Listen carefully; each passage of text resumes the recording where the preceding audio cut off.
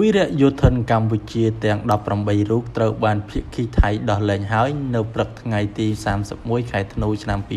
2025នៅច្រកព្រំដែនអន្តរជាតិព្រំនៃខេត្តបៃលិនក្រោមការទទួលស្វាគមន៍ពីសំណាក់លោកជំទាវបានស្រីមុំអភិបាលនៃគណៈអភិបាលខេត្តបៃលិនបន្ទាប់ពីភាគីថៃបានគ្រប់គ្រងអស់រយៈពេល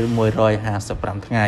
សូមរំលឹកថាវីរយុទ្ធនចំនួន20រូបត្រូវបានទាហានថៃចាប់ខ្លួននិងឃុំក្រងនៅថ្ងៃទី29ខែកក្កដាឆ្នាំ2025បន្ទាប់ពីបទឈប់បាញ់ចូលជាធរមានហើយវីរយុទ្ធន2រូបត្រូវបានភាគីថៃប្រគល់ឲ្យកម្ពុជាវិញកាលពីថ្ងៃទី1ខែសីហាឆ្នាំ